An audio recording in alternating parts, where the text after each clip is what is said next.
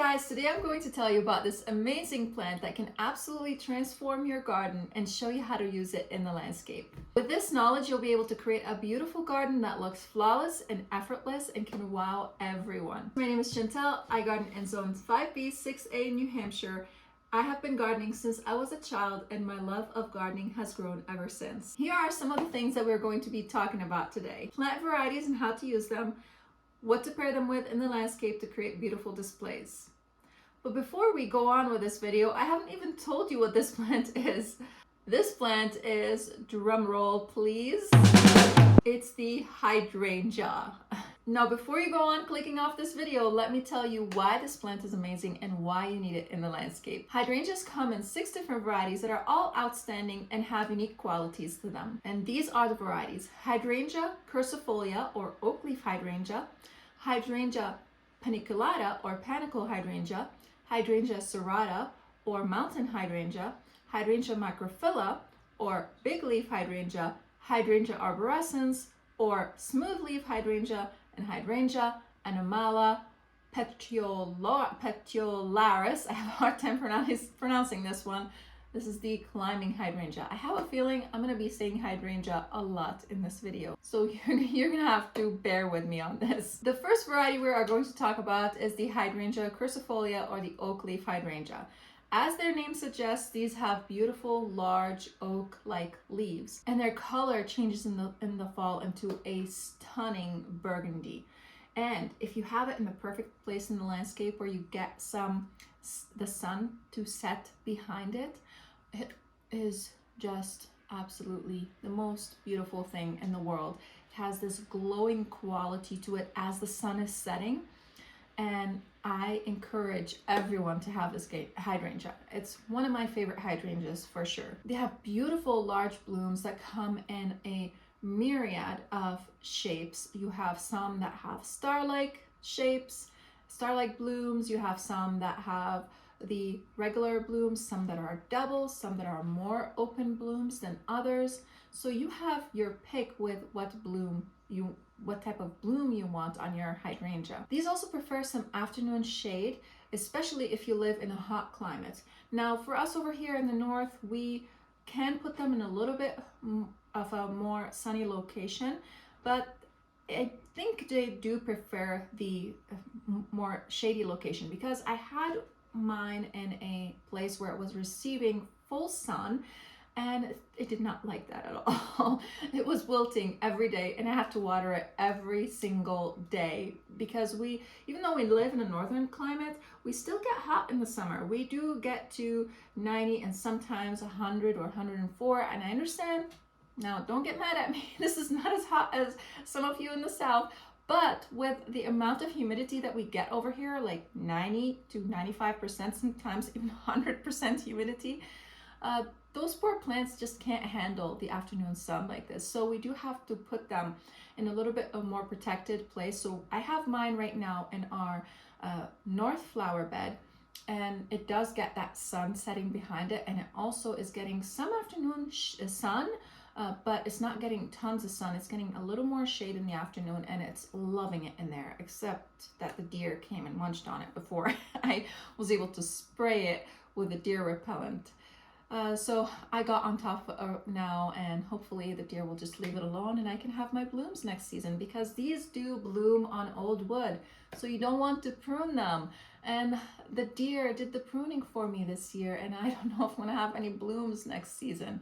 We'll have to see. We'll have to wait and see. I don't know. I do hope that I will have some blooms on my Oakleaf hydrangea. So if you do want to prune them, you'll have to prune them right after they are done blooming. Once they're done blooming, you just want to take those blooms off. If you want to reduce their size, which I personally do not encourage, you might be able to, but I don't guarantee that you will get blooms the next season, because you might have accidentally cut off some of the new buds that will be for the next season. And if you want to prune them, I would say even prune them early on in the season for fit the blooms for that season, and you might have blooms for the next season. Because if you wait until they are done blooming, I believe that you are definitely going to be taking off those buds that will be your blooms for the next season. The second hydrangea we are going to talk about is the hydrangea paniculata or Panicle hydrangea. These are a sun-loving variety, so you can put them in full sun. Even if you are in the south, they love the sun and they will not bloom for you unless you have them in full sun. And these are typically known for their large panicle of blooms, which is why they are called hydrangea paniculata. And the color of the blooms ranges from white all the way to like a dusky pink, and they are stunning. And some of them have these really cool blooms, and that they have two different colors on the same bloom. So you would have, for example, white at the bottom and the pink at the top. Eventually the whole bloom will turn into pink, I believe.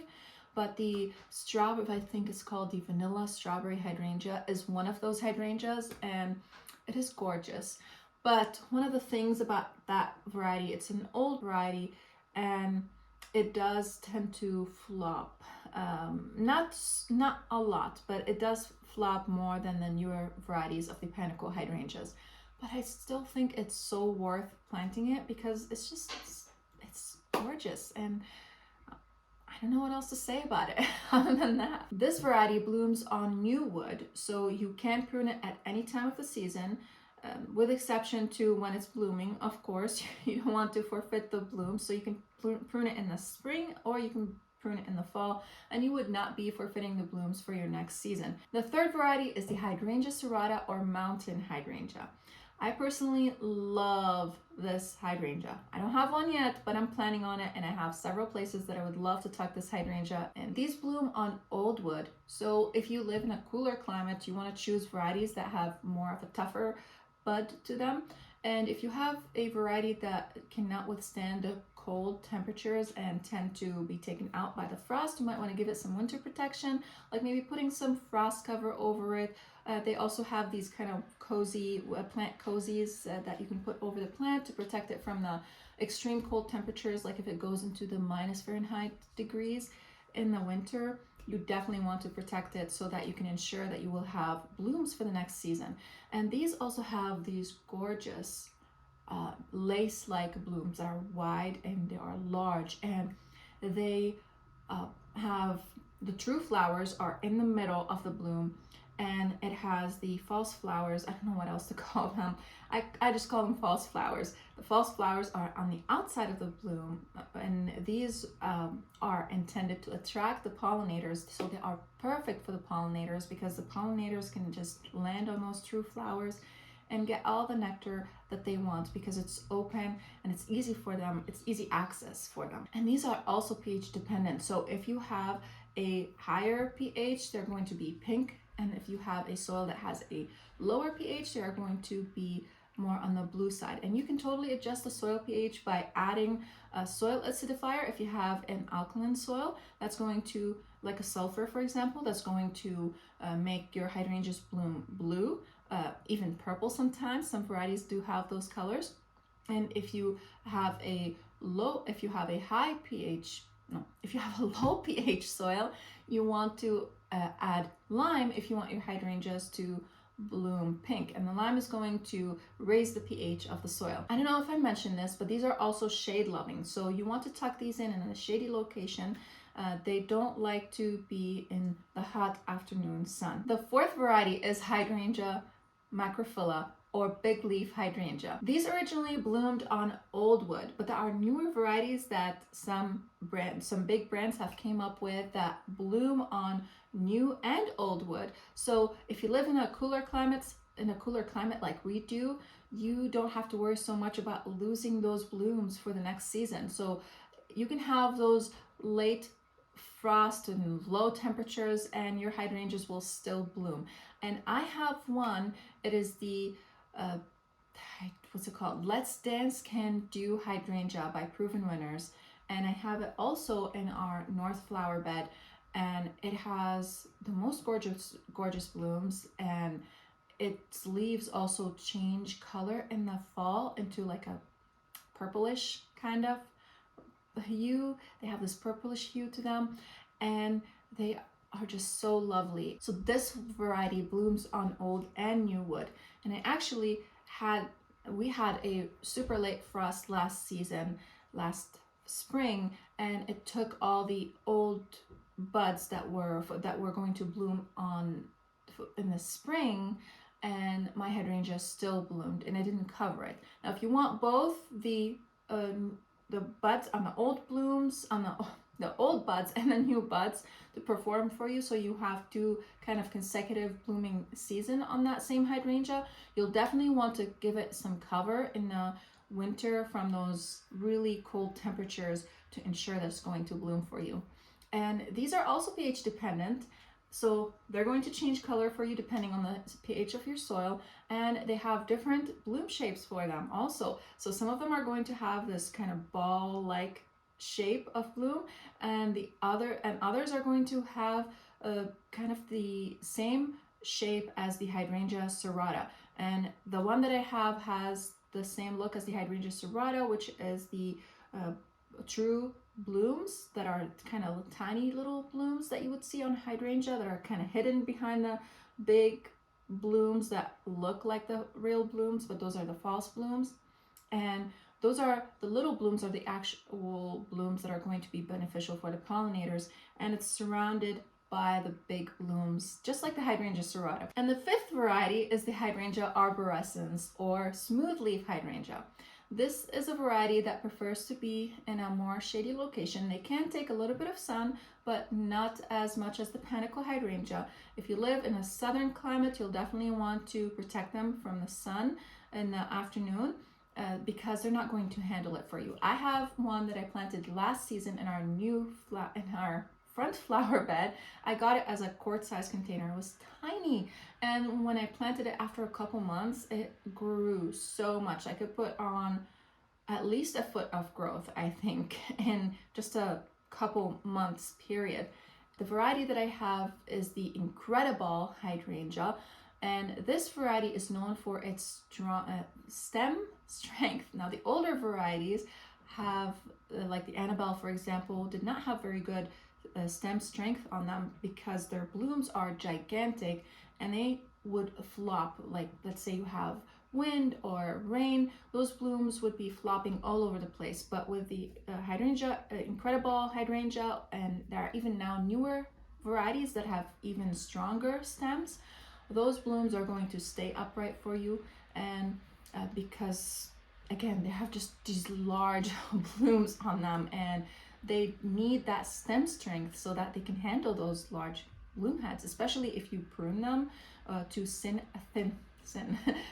out the blooms.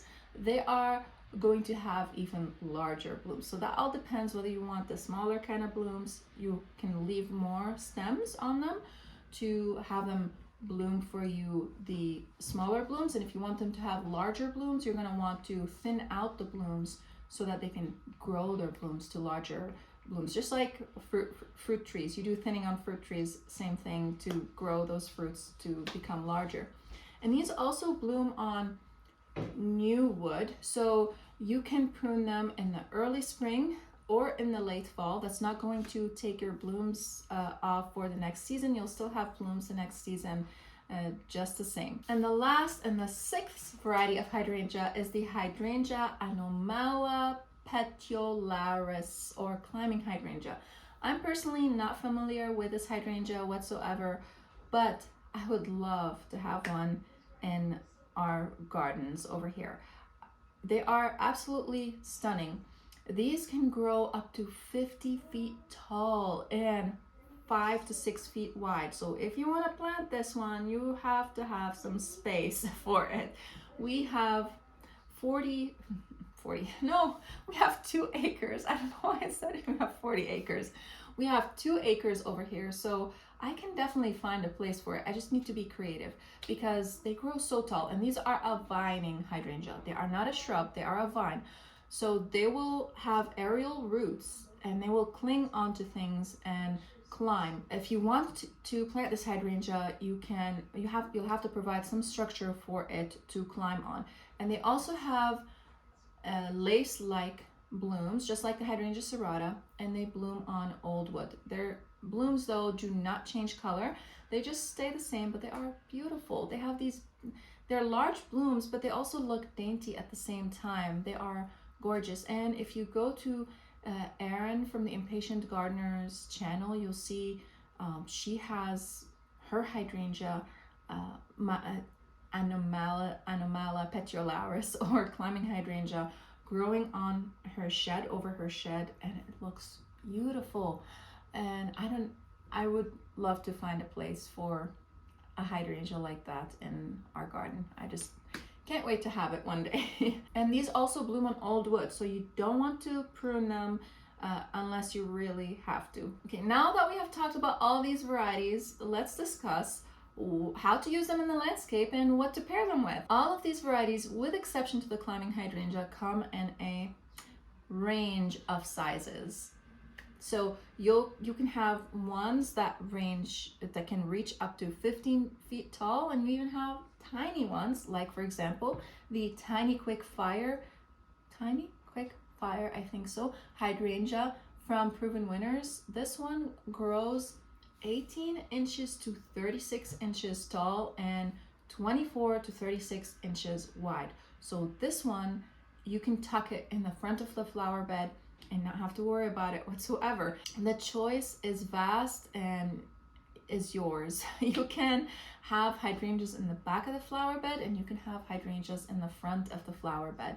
It really is very versatile when it comes to hydrangeas. You also have hydrangeas for the shade and hydrangeas for the sun. So you take your pick. When it comes to pairing them with other plants, pairing your sun-loving hydrangeas with a grass that will sway in the wind will add movement and texture to your flower bed that is much needed. I love having grasses in the flower beds. I think they just add this movement that I don't think any other plant can have.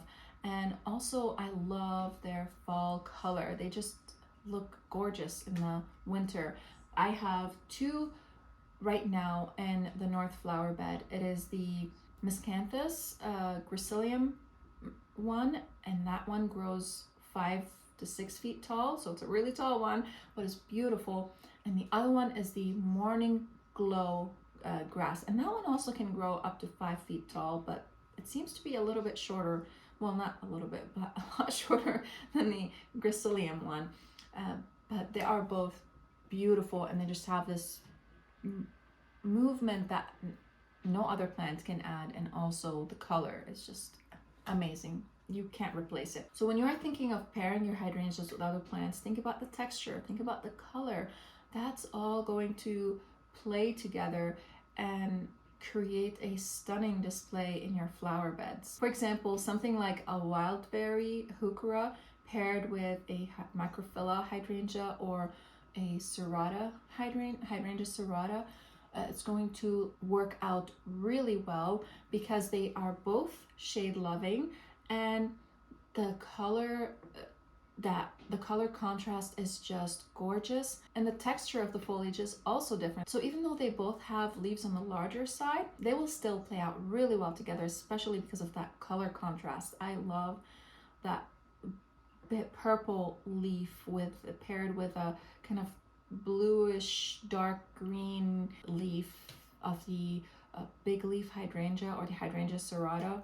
Oh, perfect. And you can even have hydrangea galore in your flower beds. You can just have all sorts of different hydrangeas in the same flower bed.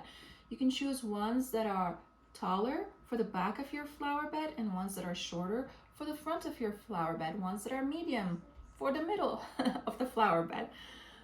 And they just make sure to choose ones that bloom at different sizes and ones that also have different foliage to them.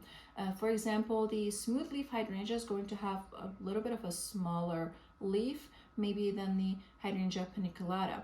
And if you have both sun and shade in the same bed, that's even better. You can have all the different types of hydrangeas that love the shade and hydrangeas that love the sun in the same flower bed, and that's going to look stunning. For example, you can have Oakleaf on one side, and in front of it you can have hydrangea serrata and hydrangea macrophylla, and on the sunny side you can have some hydrangea paniculatas that grow really tall, and in the front of the bed you can have the ones that are kind of on the shorter side, and they will all be blooming at different times of the season, so you will be extending your bloom season throughout the whole season. And also you will have different foliage colors. So when you are choosing them, also just pay attention to the foliage color that they will have in the fall, because that's also going to play out for you in the interest that is going to add in the fall. So some of these hydrangeas are going to have orange color to their leaves, and some of them are going to have burgundy, and some purplish, some yellow. So you have all sorts of different colors in the same flower bed, and that's just going to look absolutely stunning. I can't even imagine what that would look like in the fall. Oh, I should try that somewhere. Another thing that you can pair with your hydrangeas are evergreens. Evergreens are going to extend the season for you into the winter. So when everything is kind of dead and dreary and not looking its best, you will have those evergreens to provide this color and texture in the winter.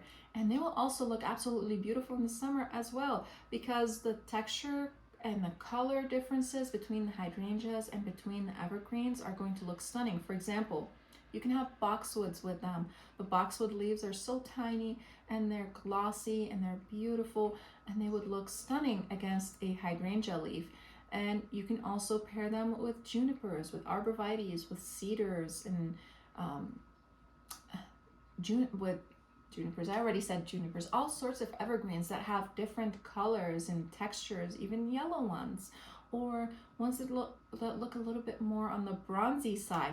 So you can have all these colors and all these textures in the same flower bed, and I think it will look really beautiful if you play it out nicely. So you want to think about how you place these things together to make those beautiful textures. So you'll put your fine textures in the back and your bold textures in the front, and that's going to create some depth in your flower bed. I have some fungus gnats that I need to take care of. I have a whole bunch of seeds that I started over here and some that are sitting outside getting stratified in their trays, and soon I'll be bringing them inside and growing them on for the next season. I'm super excited about this. Now, when it comes to climbing hydrangea, this is one that I haven't talked about yet, but maybe a little bit. I did mention Erin from the Impatient Gardener's climbing hydrangea.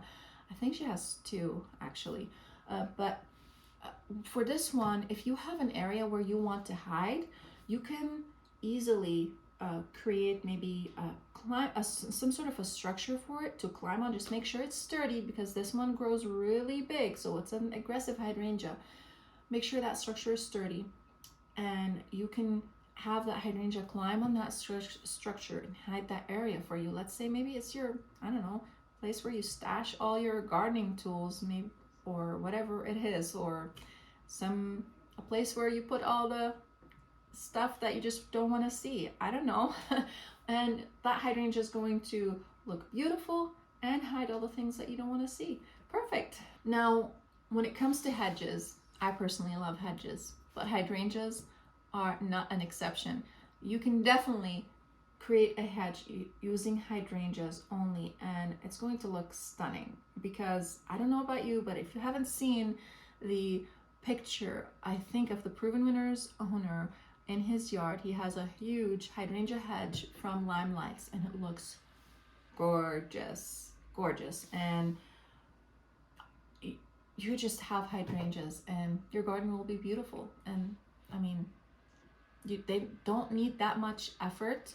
Basically, you just need to give them some water and fertilizer in the early spring, water throughout the season. You can put them on irrigation if that's something that you don't want to bother with. And if you live in a wet environment, that's even better. We live in a wet environment, and hydrangeas are perfect for us, with exception to the deer. I do have to protect them from the deer.